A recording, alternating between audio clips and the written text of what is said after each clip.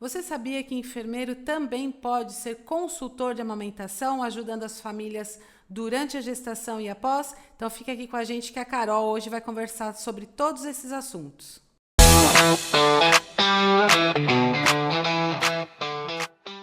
Hoje eu estou aqui com a enfermeira Ana Carolina Pagnota.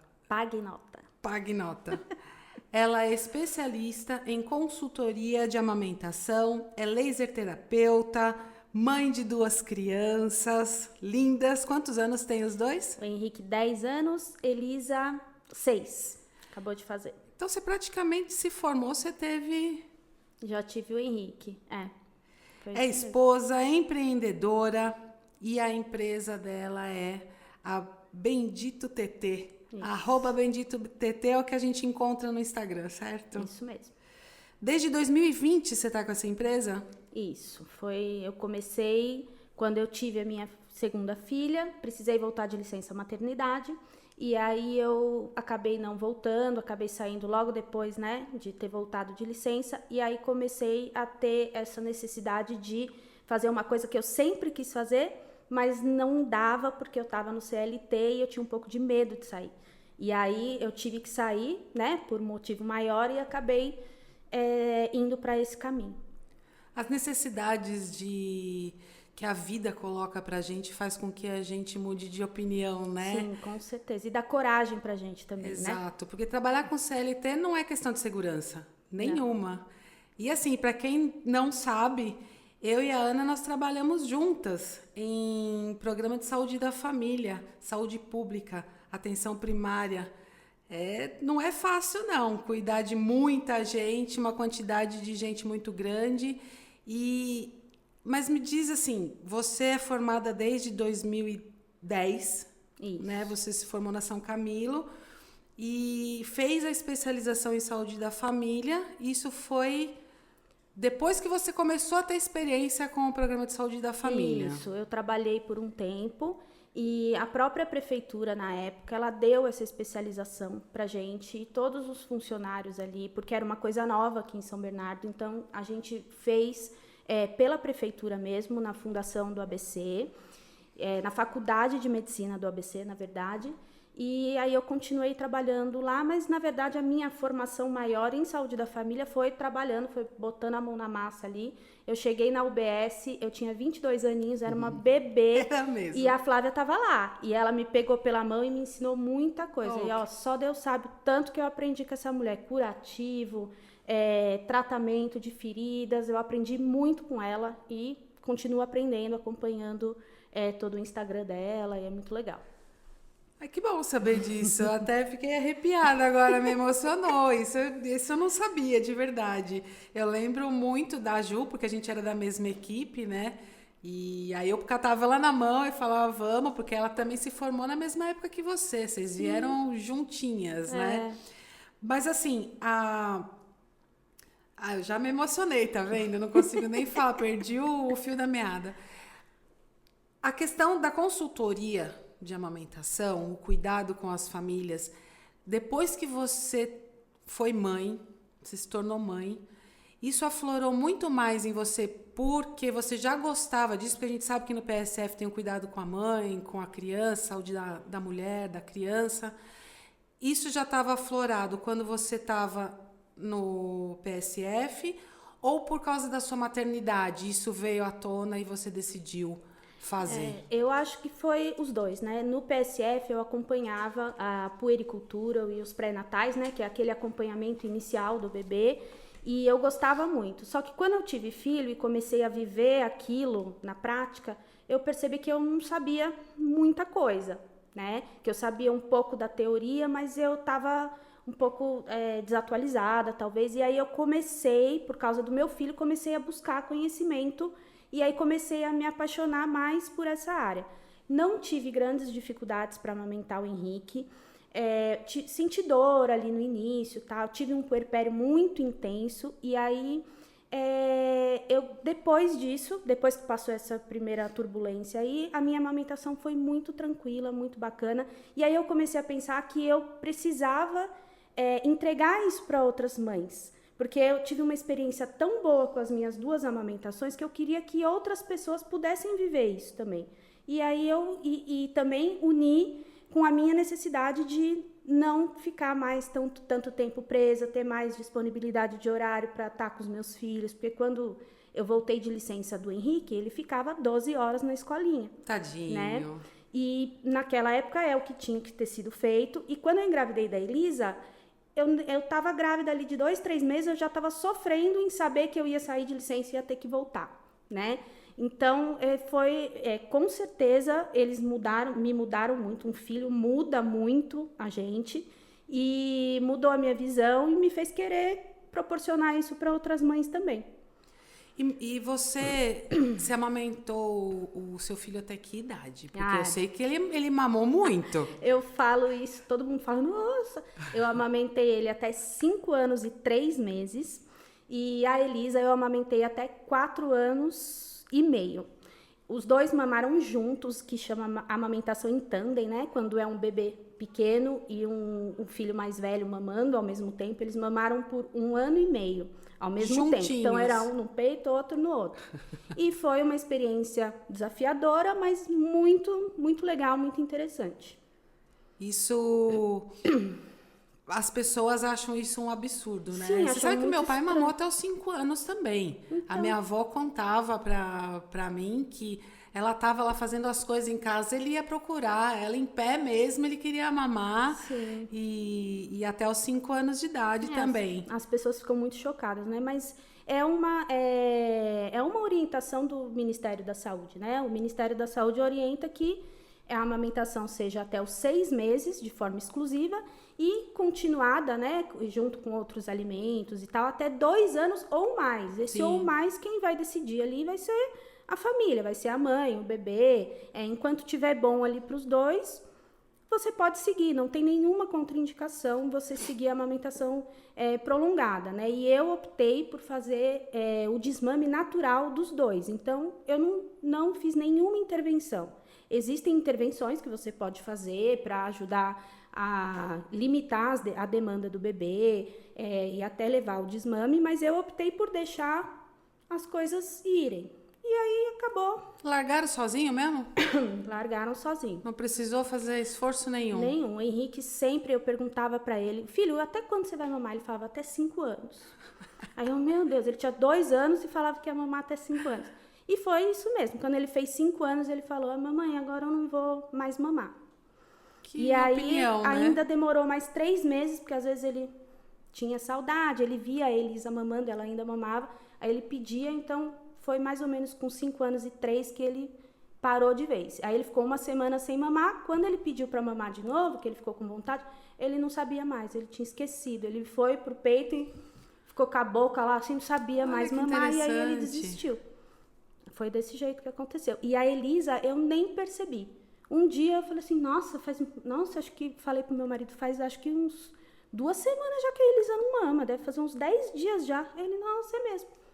Largou naturalmente. Naturalmente, a gente nem percebeu. E isso é muito interessante porque, infelizmente, nem todas as mulheres conseguem fazer isso, né? Algumas, a gente sabe que 50% das crianças são amamentadas até o 6º mês de vida, porque a maioria das mães tem que voltar a trabalhar e essa rotina sufocante aí de correria não consegue ficar amamentando as crianças e também não tem toda a explicação de tirar o leite, deixar ele guardadinho para a criança poder tomar o leite materno durante o dia. Sim, e principalmente nem a questão de você tirar o leite para ele mamar durante o dia. O mais difícil é você manter a sua produção. Sim. Para quando porque você fica muitas horas fora e para quando o seu bebê estiver com você, ele ter leite ali para mamar, né?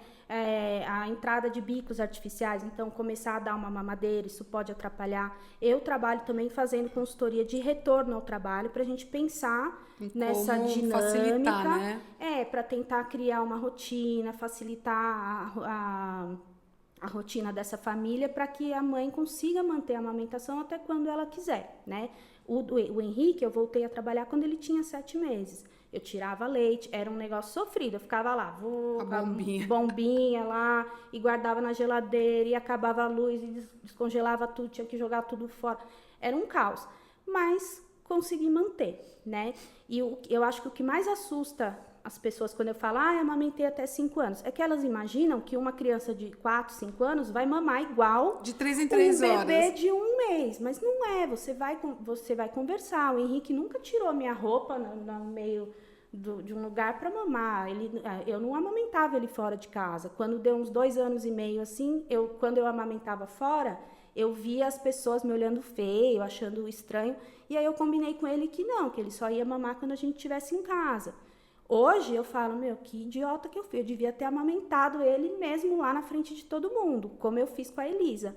Mas com ele eu ficava até com vergonha às vezes dos olhares, né? Porque uma mãe amamentando um bebê lá de 2 meses, todo mundo, ai, que lindo. Sim, mas um de 5 anos já as pega, pessoas, né? Já recebi um monte de comentário no Instagram mesmo, falando que se ele virasse gay, a culpa ia ser minha. Umas coisas absurdas. Porque ele mamava, que na verdade ele estava mamando porque era uma necessidade minha, sexual, sabe? Uns negócios pesado, entendeu?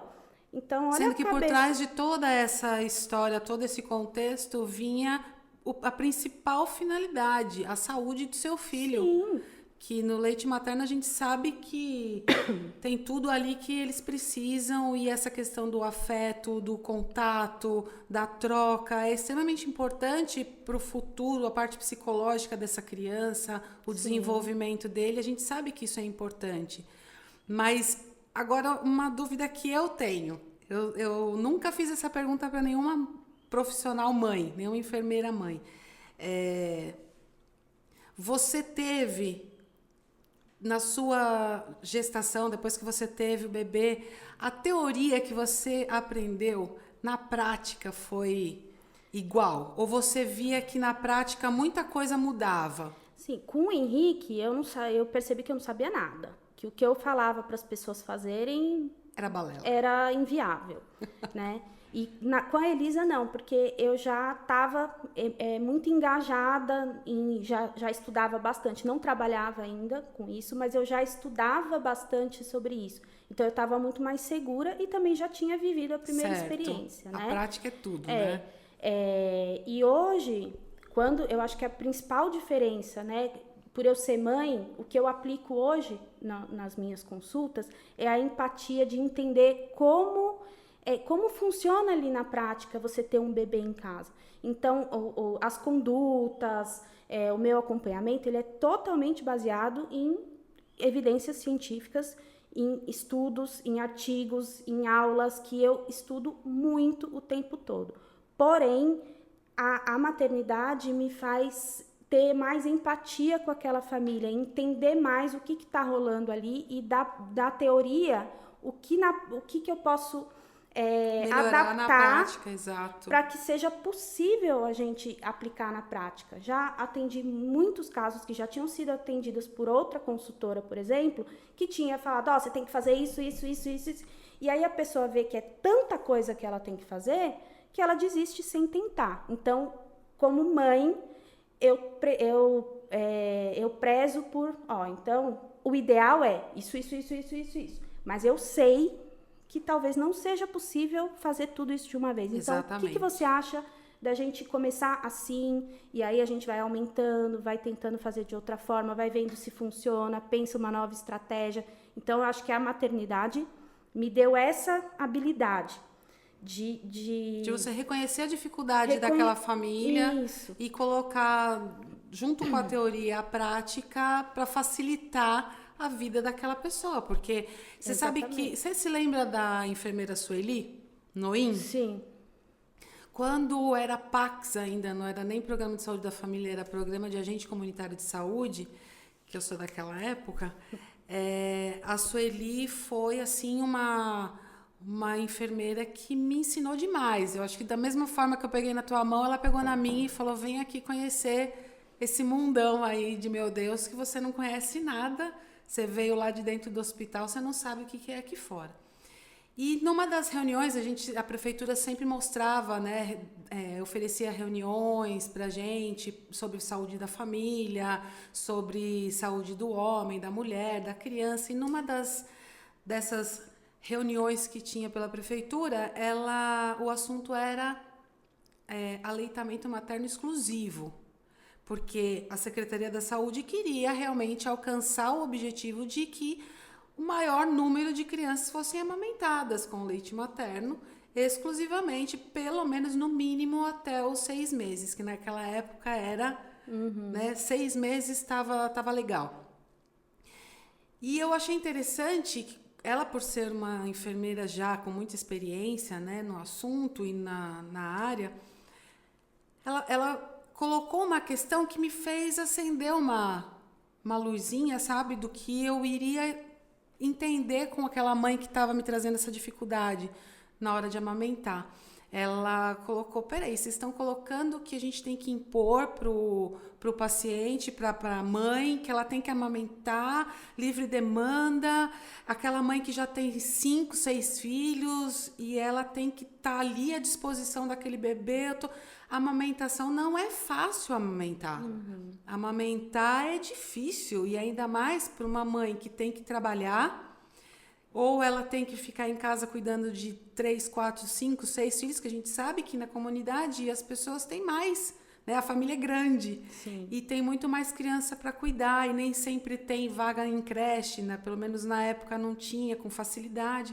Então aquela mãe ficava ali com aquele monte de criança e ainda tendo que amamentar sendo na livre pressionada demanda. ainda pela área da saúde, que deveria acolher Exato. ela e não impor, né? E não pressionar.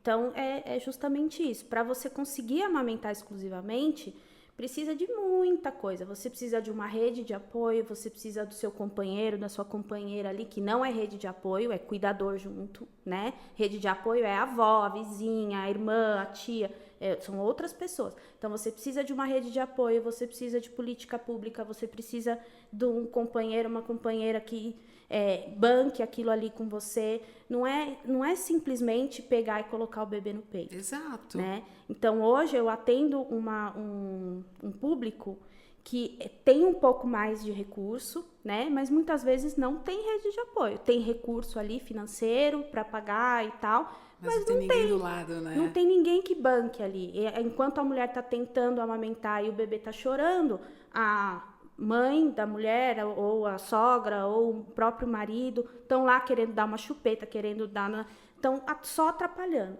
entendeu? Então, é muito mais do que colocar o bebê no peito. E quando a gente entende isso, a gente consegue prestar um atendimento muito melhor, né? Sim. Porque muitas vezes ela sabe pôr, só que ela tá só precisando conversar. Ela tá precisando só desabafar. Ela tá precisando só que eu dê uma bronca na mãe dela que tá lá, tá, entendeu? Então, os meus atendimentos vão muito além do que ensinar o bebê a pegar o peito, ensinar a mãe a pôr o peito. Vai muito além disso. Tanto é que eu me envolvo emocionalmente com todas as famílias. Então, como não, né, não Ana? tem como. Eu acompanho lá pelo Instagram, aí eu vejo o bebê andando, aí eu, ai meu Deus, que lindo, começou a andar. Então, a gente se envolve porque é um momento que de maior fragilidade de uma mulher e de uma família em geral, né? Então, eu acabo me envolvendo sempre e, de novo, a maternidade me tornou essa pessoa mais empática. Porque antes eu não tinha nem ideia do que era isso. Por mais que eu estudasse, né, e tivesse aprendido ali algumas coisas, eu não tinha ideia do que era ter um bebê dentro de casa. Entendeu? E eu acho muito, muito interessante a nossa profissão, porque a mãe, ela sai da maternidade sem orientação nenhuma, porque lá dentro os profissionais não orientam. Ou com um monte de orientação. Equivocada, do tempo do né? onça. É verdade. E aí ela vai para casa, pronto. Em casa a prática muda tudo que teoricamente falaram para ela dentro do hospital, que pode ser que aconteça, que não sei o quê, mas e se? O e se ficou lá no pé de árvore lá do quintal, que nunca nasceu nada, né? Como diz o meu sogro. Então, a importância que o profissional de enfermagem tem nesse pós-parto, né, durante a gestação e após o parto, dessas orientações para aliviar os medos que a família, porque não é só a mulher, eu acredito que o homem deva ter vários medos. Já recebi um monte de ligação, 3 horas da manhã. Ai, vem aqui, por favor, eu te pago o dobro. Minha mulher tá precisando, tá chorando. O homem tá aguentando. E ele, ai meu Deus, eu não sei o que fazer, acho que eu vou levar ela no hospital psiquiátrico. Eu falo, calma, pera, vamos. Deixa eu acordar primeiro, deixa eu me conectar aqui na Terra e aí eu posso te ajudar. Porque aí a mãe, quando ela sai do hospital, ela tem o retorno com o ginecologista, o obstetra e o pediatra, só que não tem esse acolhimento. O médico muitas vezes não para ter essa sensibilidade, que a maioria tá na correria, não, o foco dele não é esse. O foco do enfermeiro, em qualquer área, em qualquer especialidade, sempre vai ser o cuidado continuado, o cuidado integral. Então, humanizado. É para isso que a gente estuda, né? E para isso que a gente se dedica. Então, isso em qualquer, seja dentro do hospital, ali, você que vai cuidar do paciente durante toda aquela internação, não é o médico. Exato. O médico, ele vai dar condutas e você vai cuidar do paciente de forma geral, né? O paciente como um todo. E nas especialidades também, seja na cardiologia, nas feridas, na amamentação, sempre vai ser um cuidado integral com o paciente. Essa é a diferença, é o diferencial do enfermeiro, né? Exato. E aí, com certeza, quando essa mãe, esse pai, essa família vai para a consulta com o médico, as orientações que o enfermeiro deu ficam muito mais claras com as orientações que aquele médico vai colocar para ela. E fica muito mais fácil dela poder levar, né? Dela poder entender e levar o dia a dia dela naturalmente. Agora, me diz uma coisa, você atende essas mães online? Sim, atendo de forma online, inclusive atendo mulheres que moram em outros países, às vezes brasileiras que estão em outros países, né? Porque é um momento de tanta fragilidade que ela ter um atendimento e um cuidado de alguém da cultura dela, do país dela, faz toda a diferença. Né? Claro que é diferente você atender uma pessoa que mora em outro lugar, porque lá também o acompanhamento é diferente, é tudo diferente. Mas a gente vai se adaptando, atendo pessoas de outros estados, né? Que às vezes, hoje com o Instagram, com a internet, a gente acaba sendo visto por várias pessoas. E o atendimento online, ele é muito resolutivo. Ele é tão resolutivo quanto o atendimento presencial. A pessoa se sente acolhida? Sim, com certeza. A gente legal. faz por vídeo, né? E a gente olha o bebê mamando, a gente... É bem resolutivo mesmo, a gente consegue avaliar o bebê, a boquinha do bebê, consegue avaliar a mamada, a mama. A única limitação aí são os recursos terapêuticos que eu uso na consulta presencial, eu não consigo usar na consulta online. Então, eu ajudar uso, na pega, a posição. Isso até vai. Depois da pandemia, a gente se adaptou muito, né? Sim. Em fazer esse tipo de atendimento. Eu falo dos recursos assim, o laser, que ajuda na cicatrização, quando tem tecnologia, né? Tem alguma questão ali, algum machucado, alguma coisa. O taping, que hoje eu faço, aplico o taping para fazer uma drenagem daquela mama, às vezes que está muito cheia, na descida do leite ali, na apojadura, a gente consegue usar o taping também como recurso para esse cuidado. E no online a gente não usa, né? Não consegue. Sim. Mas eu tenho um grupo de consultoras que a gente se fala bastante e muitas vezes eu faço o atendimento online e procuro lá no grupo, tem alguém que possa aplicar um laser na minha paciente que mora, sei lá, em Sorocaba? E aí, geralmente, a gente encontra e vai formando essa rede também de profissionais para conseguir ajudar o maior número de pessoas, né? Que legal, e a enfermagem acaba se unindo, né? Isso é muito bom. Agora, uma coisa que eu acho interessante, que essa questão de atendimento online, ela pode ser muito, muito utilizada também, assim como o presencial, mas eu acredito que o atendimento durante a gestação é essencial para que possa acontecer a prevenção do que a gente não quer que aconteça, né? De mastite, de fissuras nos mamilos, dos medos que a mãe pode ter. Vai doer, não vai doer, meu filho não está pegando direito, meu leite é fraquinho. São mitos que a gente sabe que acontece, que a gente vai conversar sobre isso. E também o maior objetivo de você começar a fazer um tratamento, uma consultoria antes de ter o bebê, é para evitar que essas coisas aconteçam e o sofrimento Sim. seja reduzido e que ele, ou então que ele nem exista, que aconteça. seja tranquilo. Como foi a sua amamentação depois Sim. que você teve o seu primeiro filho e no segundo você já tirou de letra, Sim, apesar de cada um ser de uma maneira? As famílias que eu atendo no pré-natal, eu consigo perceber muito a diferença quando eu vou atender em casa. É claro que a gente nunca tem como prever tudo que vai acontecer, porque a amamentação ela depende de dois indivíduos, né? Ela depende da mãe e depende do bebê, e o bebê ainda nem nasceu, a gente não conhece ele. Sim. Então, mesmo com a consulta de pré-natal, podem acontecer algumas intercorrências, mas você vai ter o acompanhamento ali desde o início. Eu já vou te conhecer, você já vai me conhecer, a gente já tem aquela intimidade, já tem aquele vínculo, aquela segurança. Então, mesmo quando acontece alguma intercorrência, as famílias que estão desde o pré-natal comigo, a gente consegue perceber muita diferença. Eu, como enfermeira, sempre prefiro trabalhar com a prevenção. Sem né? dúvida. É a melhor coisa. Não tem como a gente blindar aquela família de tudo. Outra coisa muito importante do pré-natal é que no pré-natal a gente consegue identificar os fatores de risco. Então, que tipo de fatores de risco? Alguma questão de saúde que possa interferir na produção de leite. Então, por exemplo, diabetes gestacional, síndromes metabólicas, obesidade, hipotireoidismo, às vezes até um mamilo plano, ou às vezes uma que vai interferir na pega do bebê, né? Vai precisar de algum ajuste mais específico ali para a pega do bebê, ou cirurgias mamárias. Então, tudo que pode interferir ali, que a gente sabe que é um fator que pode causar problemas, a gente já consegue intervir antes. Então, por exemplo, a diabetes gestacional, a gente consegue, em alguns casos, indicar uma ordenha de colostro no pré-natal, para aquela família já ir dando uma estimulada, não que isso vá evitar que aconteça a baixa produção de leite, mas a família já pode ir guardando um pouquinho de colostro ali durante o pré-natal, para quando o bebê nascer, a família ter esse colostro para oferecer para o bebê e evitar que entre fórmula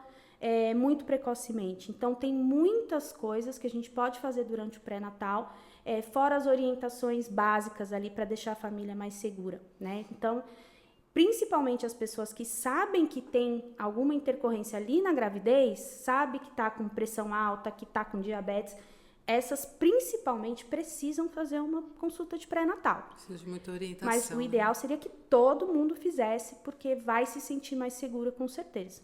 Ana, agora me explica o que é colostro, para quem não sabe. O colostro é o primeiro leite ali que vem, né? Então, ele começa a ser produzido ainda durante a gestação. Então, algumas mulheres veem o leite saindo ali durante a gestação, algumas não, isso não quer dizer nada. E ele vai ali até ele continua até o segundo, terceiro dia, até que acontece a descida do leite, né? Que é a apojadura, a lactogênese 2, que é quando vem o leite em maior volume para o bebê mamar com mais intensidade. Mas o colostro, ele é pouquinho volume, às vezes uma colherzinha assim de café, só que naquele colostro ele tem uma concentração imensa de nutrientes, de anticorpos, de tudo, Tudo né? que é necessário então, para o bebê. E muita mãe acha que aquilo é uma aguinha, sei lá, é uma coisa, porque ele tem um aspecto diferente, né? A textura é diferente também, e é o mais importante. E ele pode ser muito amarelo, parecendo um pus mesmo, e pode ser líquido, um transparente, assim. Isso varia muito, mas a concentração dele é muito rica. Alta. Por quê? Porque o bebê nasce com o estômago muito pequenininho. Então, não tem por que você produzir um grande volume de leite, porque não vai caber no estômago do bebê. Então, a natureza é tão perfeita, sem dúvida, que faz um leite super concentrado para naquele volume pequenininho ter tudo que o bebê precisa. Leite fraco não existe. Vamos tirar esse mito? Não, leite fraco não. Todas as mães vão produzir um leite que vai ter a mesma composição, praticamente, de macronutrientes, micronutrientes. O que varia entre uma mãe e outra é a qualidade desses nutrientes. Então, uma mãe que se alimenta bem, que come gorduras come gorduras de boa qualidade, vai ter a gordura de boa qualidade no seu leite. Uma mãe que se alimenta mal, que come só fast food, que come um monte de coisa com gordura trans, vai ter gordura trans no leite. A quantidade de gordura vai ser a mesma, então, mas tem a relação... qualidade não. É diferente. Então, realmente tem relação do que a mãe come com o que é ofertado através do leite materno, certo? Sim. Agora, tem a questão da... sabor. Tem sabor o leite materno para criança? E ele, assim como o líquido amniótico, o sabor do leite também varia de acordo com o que a pessoa come. Então, tem essa relação, então? Com uma alimentação rica em carboidrato, açúcar, tal, vai deixar o leite mais adocicado, vai deixar o líquido amniótico, que o bebê durante a gravidez inteira vai ingerindo aquele líquido, também vai ficar mais adocicado. Então, teoricamente, esse bebê vai ter uma tendência maior a gostar de sabores mais doces quando crescer. E essa é a grande diferença do leite materno para a fórmula. Então, a fórmula ela foi feita para imitar o leite materno. Porém, o leite materno, ele é vivo. De manhã ele tá de um jeito, à noite ele tá de outro, no dia seguinte ele tá de outro. Se você tá doente é de um jeito, se você não tá é de outro. Se tá frio, se tá calor, ele vai variar muito o sabor, a textura, e a fórmula não. A fórmula, por mais que ela seja fabricada para ter uma composição parecida com o leite materno, ela nunca vai ser o leite materno, porque o leite materno é uma coisa viva. A fórmula, o bebê vai tomar todo dia aquela mesma quantidade, com aquele mesmo sabor, com aquela mesma textura. E isso interfere na introdução alimentar, porque um bebê que se alimentou, né, de leite materno, com essa variedade de texturas, sabores, não sei o quê, ele vai ser um bebê que vai ter mais facilidade de aceitar novos sabores quando ele começar a introdução alimentar, por exemplo. Então, já vai acontecer o estímulo, né, para ele. Exato. Você sabe que quando eu trabalhava no PSF, eu cansava de ver mãe desesperada para pegar leite. Era um desespero, porque não tinha dinheiro para comprar a fórmula, né? Era muito caro, então tinha que pegar pela prefeitura. O nosso maior trabalho ali era fazer aquela mãe entender que ela tinha o melhor alimento do mundo, feito por Deus, e de graça. Ela não precisava gastar absolutamente nada para alimentar o filho dela, né? E que isso seria exclusivamente até os 6 meses, mas ela poderia, aí entraria a alimentação, né? Que começa a partir dos 6 meses, a entrar papinha, frutinha, essas coisas, né? Como eu não sou mãe, gente, então perguntar para quem entende, né? Além de ser mãe, é consultora. E aí, depois ela iria amamentar até quando ela quisesse, na demanda que a criança quisesse, que a mãe pudesse também, porque ela ia voltar a trabalhar, na maioria das vezes. E a gente precisa realmente desmistificar essa questão de que a criança... o meu leite é fraco, não está alimentando, não está nutrindo as necessidades... o meu bebê está perdendo peso. Se está perdendo peso, se não está se alimentando, é porque a livre demanda não está sendo feita, eu acredito nisso, ou a pega não está sendo correta, ele está engolindo mais ar do que leite. Essas coisas a gente sempre batia na mesma tecla para que não ficasse dando complemento, né, sem necessidade, né? Então é assim, não existe o leite fraco, mas existe a baixa produção de leite. Tá? Existe baixa produção de leite. Porém, a grande maioria das baixas produções de leite, elas são um sintoma de algum problema que está acontecendo, não são a causa do problema. Então, por que essa mãe está com baixa produção de leite? Ela tem alguma coisa de base? Ela tem uma mama, uma hipoplasia mamária, que é um subdesenvolvimento das glândulas? Aí é de base. Sim. Aí é uma baixa produção que tem uma causa. Ou essa mãe, ela fez uma cirurgia de redução de mama, então ela tirou muito volume de mama, então tirou muitas glândulas, então é uma baixa produção que tem uma causa de base. Só que a grande maioria não é. A grande maioria é por uma má técnica. Às vezes é um bebê que tem a linguinha presa, por exemplo, ou tem alguma questão corporal que não está estimulando a mama da forma correta, ou às vezes é o uso de algum bico artificial, de uma chupeta. Então, quando a gente introduz uma chupeta, a gente não faz mais livre demanda. Porque se o bebê chora e a gente põe uma chupeta, ao invés de pôr no peito, já não é mais livre demanda. Entendi. Entendeu? Então, às vezes, quando existe uma baixa produção, baixo ganho de peso, muitas vezes tem que entrar com a fórmula, porque a gente precisa manter o bebê alimentado. Então, qual que é os princípios da consultora de amamentação? Manter o bebê alimentado, proteger a produção de leite e manter mãe e bebê juntos. Então, evitar a separação mãe e bebê. E conseguir, através do reconhecimento dessas dificuldades e o porquê delas. Porque se tem uma causa de base, em toda a regra tem exceção, né? A gente não dá para seguir a pé da letra o que a teoria nos pede. A gente tem que reconhecer essa dificuldade e tá aí o papel do enfermeiro de extrema Então, necessidade. quando existe a necessidade da entrada da fórmula, eu atendo, o grupo de famílias que eu atendo é um grupo que quer muito amamentar. Muitas vezes precisa entrar com a fórmula e a família, não, eu não quero dar fórmula, mas às vezes precisa, porque a gente precisa, lembra, manter o bebê alimentado. Só que não adianta só dar a fórmula de qualquer jeito na mamadeira. A gente precisa encontrar a causa daquela necessidade da fórmula e trabalhar naquilo para a fórmula deixar de ser necessária. Não é simplesmente também não dar a fórmula.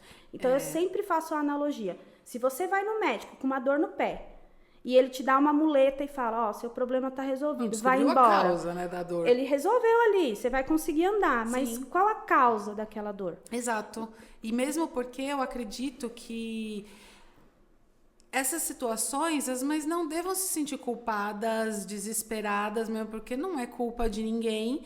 E a criança, ela vai continuar tendo esse contato, né? Se a demanda não é muito grande, mas a criança ainda tem, né? Apega, ainda quer mamar. Essa questão de fazer o complemento com a fórmula e também da maneira correta, porque não é dar o bico de uma chuquinha. A gente sabe que tomar no copinho igual gatinho, não é isso? É copinho, aí vai depender de cada caso, de cada realidade. A gente, então, precisou do complemento, não procurei uma consultora até agora. Fui para o médico, na primeira semana não ganhou peso, introduziu o complemento. Corre e procura um profissional para te ajudar. Porque daí a gente vai pensar como a gente vai oferecer esse complemento e o que a gente vai fazer. Então, é uma baixa produção ou será que é só algum ajuste que tem que fazer? Se for uma baixa produção, por qualquer motivo, o que a gente vai fazer? Vamos fazer algum protocolo? Vamos tomar alguma coisa, algum fitoterápico? Vamos melhorar isso? Vamos aumentar, diminuir os intervalos de mamada? Então, entrou com a fórmula, não se desespere. Primeiro, a gente precisa pensar uma forma de oferecer, uma forma segura de oferecer essa fórmula, para não causar um desmame precoce, uma confusão de bicos e tal, e também trabalhar para que essa fórmula não seja mais necessária, entende? E muitas vezes, quando é uma baixa produção que vem de base pela hipoplasia, pela cirurgia de mama, qualquer coisa assim, a fórmula ela vai continuar sendo necessária e a sua amamentação vai ser mista. E isso não quer dizer que você não teve sucesso com a amamentação, porque dentro do seu contexto, aquela amamentação foi a amamentação possível. Então, nem todas as mulheres vão conseguir fazer uma amamentação exclusiva. Tá tudo bem, porque cada gotinha de leite que o seu bebê receber é valioso, né? É muito valiosa. Então, eu sempre falo, cada gota importa. Sim. Então, não importa se você está dando um pouquinho de complemento, se ele também está mamando no seu peito e o tempo que a gente conseguir manter esse bebê no peito vai fazer muita diferença para a saúde dele. Exatamente, mesmo porque o que estimula também a produção de leite é a sucção, né? A gente sabe que é esse contato, a sucção do bebê. Agora, me fala uma coisa, a gente já está chegando no fim, se deixar, a gente fica aqui até amanhã, e né? Eu falo demais, gente. Ainda mais quando eu adoro, né? É nosso, né? Que a gente gosta. Mostra pra gente nessas tetinhas que você trouxe. Olha que bonitinho, gente. Ela leva na prática mesmo para poder mostrar para as mamães como fazer. Mostra nessas tetinhas como que deve ser a pega. O que ele tem que pegar? É só o bico que a criança tem que pegar? Se ele só pegar o bico, o que pode acontecer? Mostra então, pra gente, assim, Ana.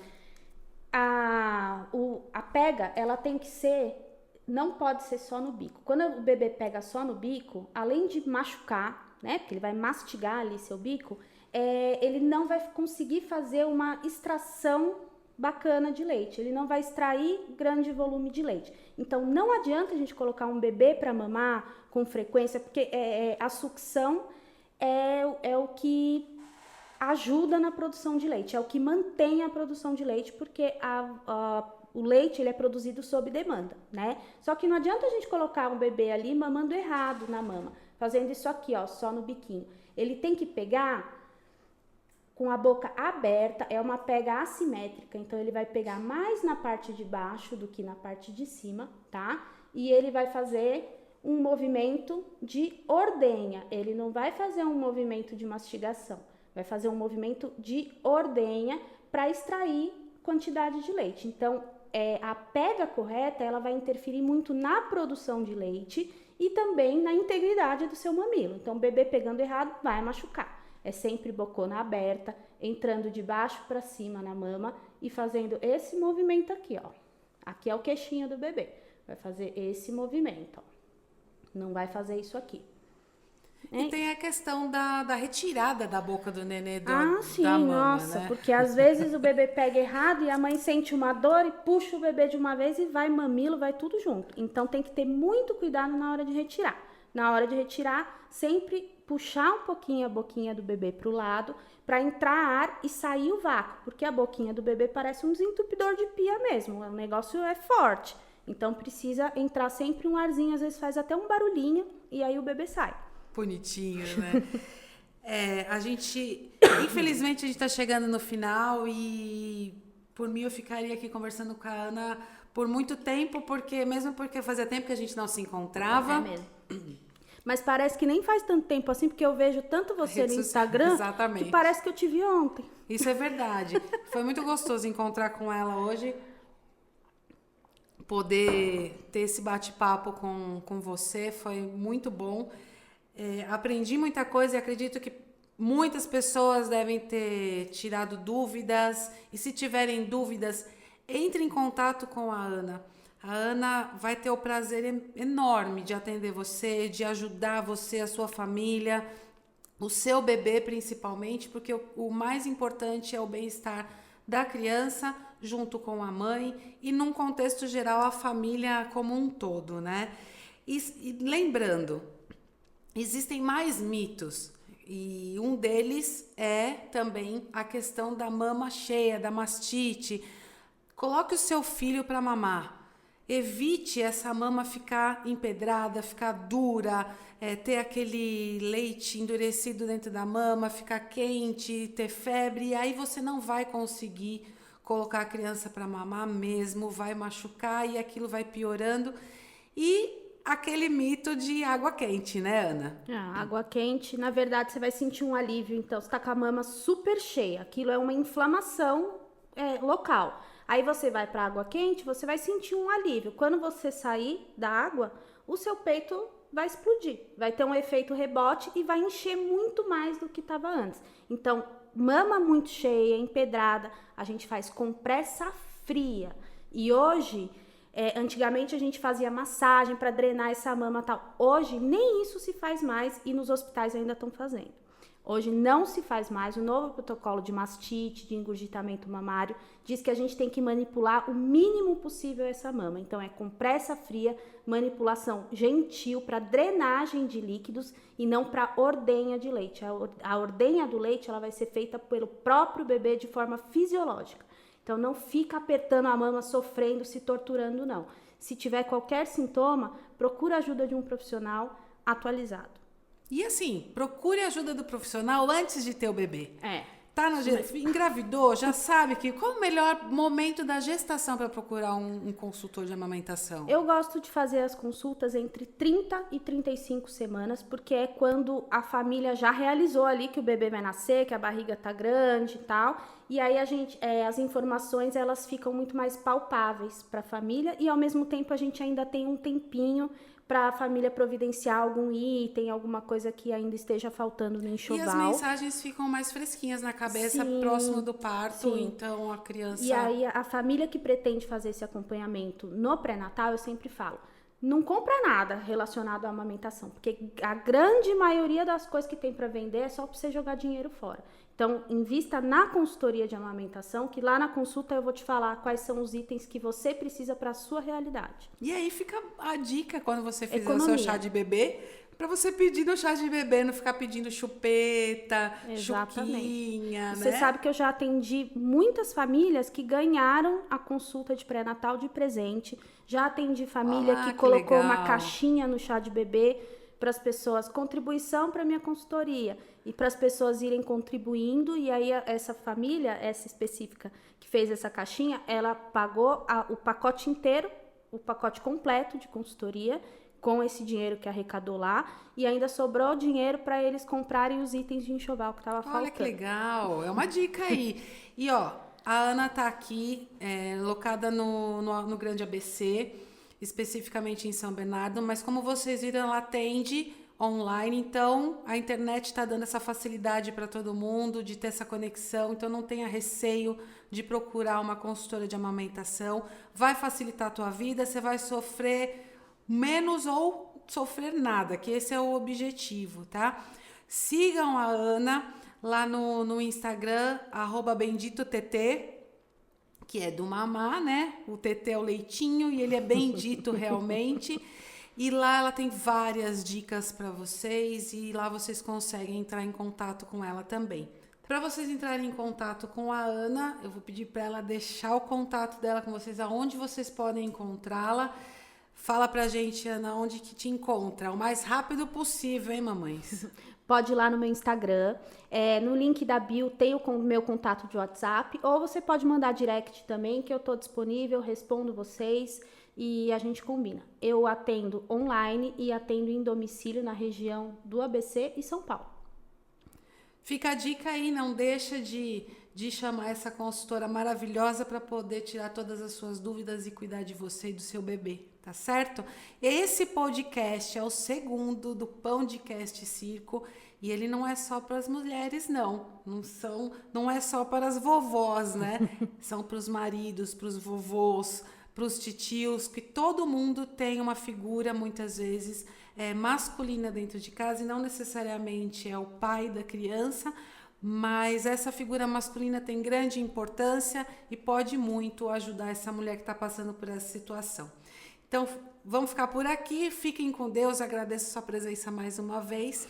E até o próximo episódio do Pãodcast Circo, que vai ser com uma psicóloga show de bola, que vai estar trazendo também dicas sobre as crianças. vai ser legal. Ai, que legal, vou assistir. Tá bom, gente? Um beijo, fiquem com Deus e até a próxima. Obrigada. Valeu, Ana.